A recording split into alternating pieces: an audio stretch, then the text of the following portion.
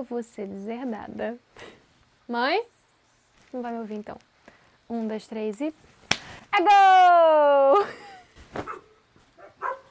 Nem os cachorros gostaram. Ai, que vergonha alheia. Mas foi por uma boa causa. Foi pra chamar atenção para as origens do futebol. Afinal, cristão pode ou não pode jogar bola? Ah, esse negócio de pode ou não pode é terrível. Vamos lá. Bom, o meu nome é Carol e seja muito bem-vindo ao nosso Céu Estrelado.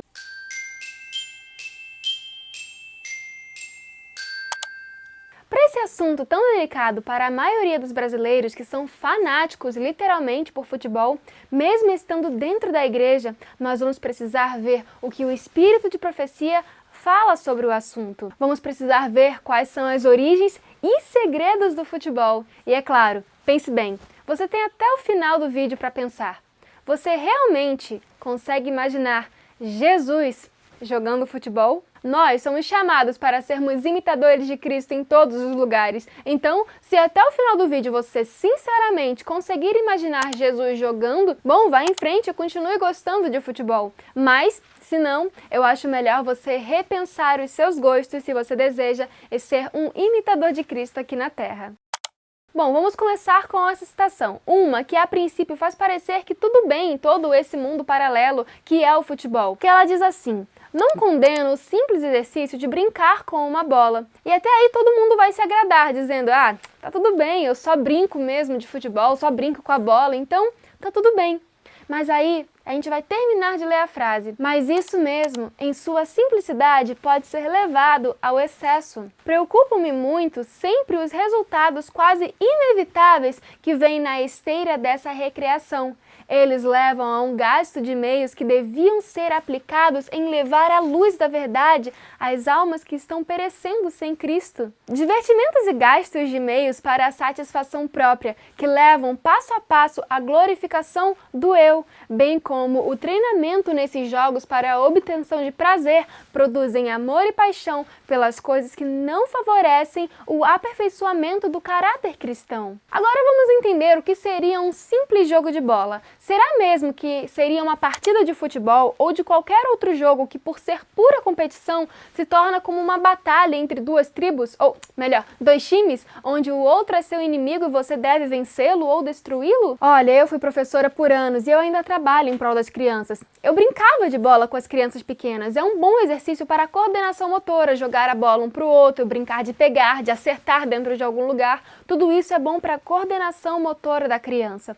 O problema a gente vê no exagero que levou Ellen White a escrever essa próxima citação. A maneira como eles, os jogos de bola, têm sido conduzidos no colégio não leva ao sinal de Deus, não fortalece o intelecto, não refina e purifica o caráter. Há caminhos que conduzem para hábitos e costumes e práticas mundanas, e os praticantes se tornam tão absorvidos e enfatuados que são pronunciados no céu como mais amantes dos prazeres do que amantes de Deus. Em vez do intelecto se tornar fortalecido para fazerem a melhor obra como estudantes, para serem melhores qualificados como cristãos, a fim de realizarem os deveres cristãos, esses exercícios enchem o cérebro com pensamentos que desviam a mente dos estudos. É a glória de Deus que se tem vista nesses jogos? Eu sei que não é.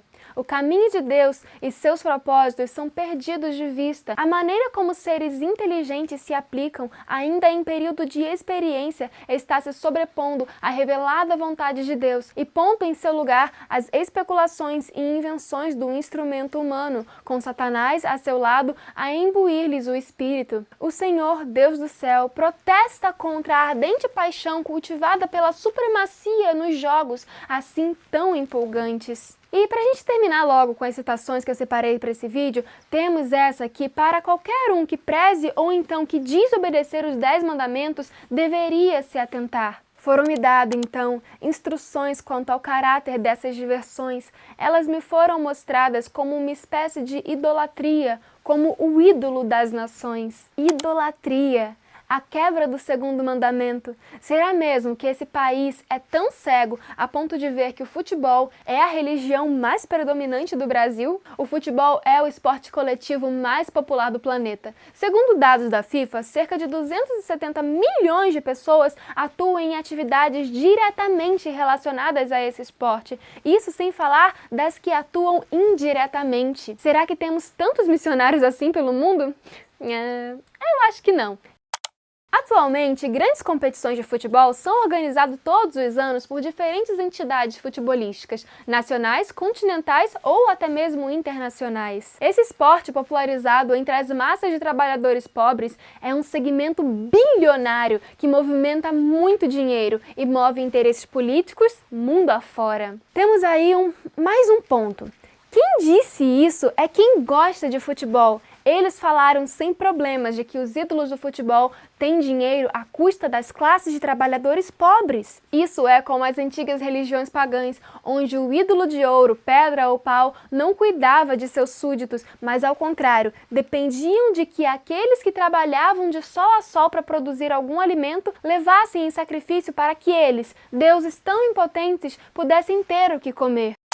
Um homem que passa seu tempo correndo atrás de uma bola, sem muitas vezes nem desenvolver a sua mente, ganha bilhões e bilhões de reais e de dólares às custas das classes dos trabalhadores pobres. Sinceramente, só por isso eu já começaria a desgostar disso. Eu realmente não gostaria de saber que uma pessoa que nem sequer sabe da minha existência ou se importa comigo, nada literalmente em dinheiro por me manipular, até mesmo politicamente, como o próprio texto disse. Tudo isso através de um jogo, mas infelizmente isso não para aí. A história termina mais embaixo.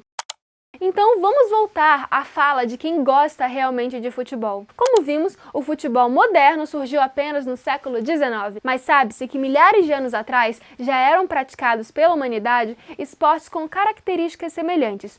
O vestígio da prática similar ao futebol mais antigo que se tem conhecimento remonta à China de 3000 a.C., mas os registros históricos não se remetem apenas aos chineses. Existem evidências de esportes semelhantes ao futebol sendo praticados por japoneses, egípcios, além de gregos e romanos antigos. Também há registros em diferentes povos mesoamericanos. Que bom a gente ter essas informações! Não seriam essas as nações antigas mais idólatras de todas? Olha, eu sou historiadora, então não é de se admirar que eu goste de ver as origens verdadeiras das coisas. O futebol, ainda não tendo esse nome, era um ritual que fazia parte das religiões pagãs. Então, querendo ou não, você, cristão, que ainda assiste futebol, sinto lhe informar que você participa de cultos pagãos. Ao se envolver com esse ou qualquer outro esporte, eu acho que você deveria saber que o nosso Deus, verdadeiro Deus, é zeloso e não divide o espaço do seu coração com outros deuses, porque quem está com um pé aqui e outro lá está em apostasia e se afastou de Deus. É como diz Isaías 42:8, eu sou o Senhor e esse é o meu nome, a minha glória, pois, não a darei a outrem, nem o meu louvor às imagens de esculturas. Eu acho que você acha que eu estou exagerando, não é mesmo?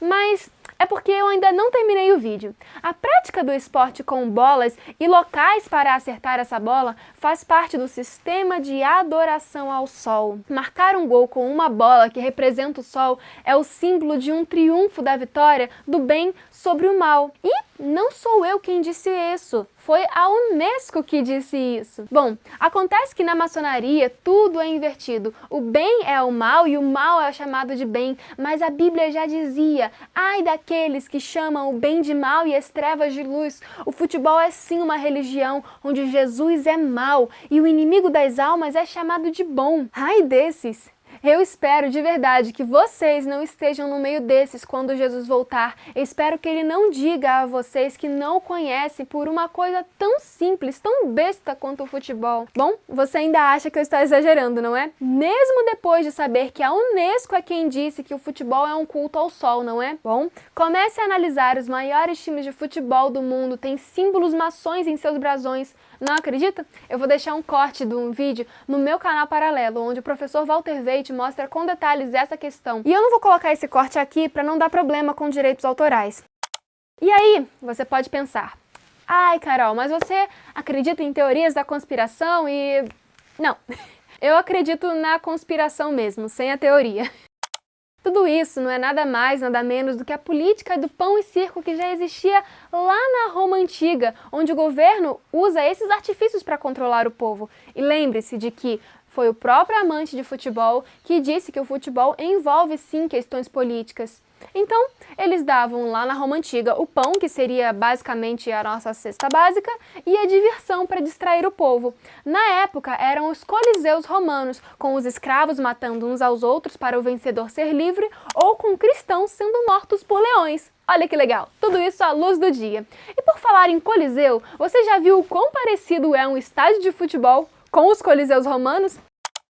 Da porta onde os jogadores entram até os grandes estádios onde pessoas gritam loucamente e quase têm, ou até mesmo têm, ataques cardíacos por causa de um gol ou pela falta dele, os instintos de guerra são acesos, onde uma pessoa não vê a outra como um semelhante que precisa de seu amor, mas como um inimigo. E quantas vezes já nós vimos crimes sendo cometidos pelos fãs que perdem ou que ganham um jogo?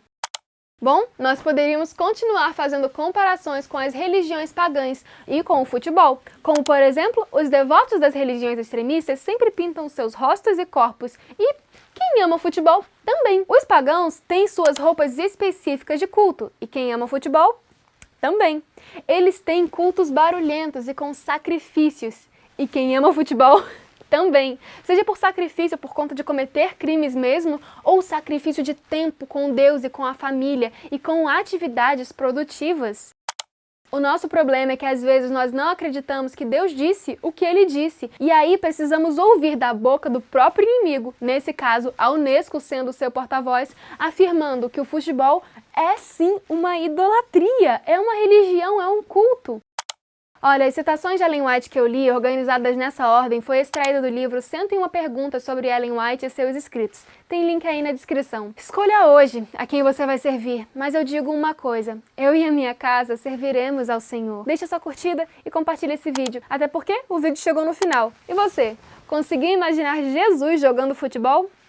Eu acho que não, não é mesmo? Não deixe também de conferir o nosso papel estrelado, a papelaria do nosso céu estrelado, que já lançou o primeiro caderno, perfeito para todas as coisas que envolvem cadernos. Só que esse aqui é especial, porque ele te lembra de ser luz do mundo. O link também tá na descrição. E com isso, eu espero que você fique na graça e na paz de Jesus Cristo. Até o próximo vídeo. Tchau!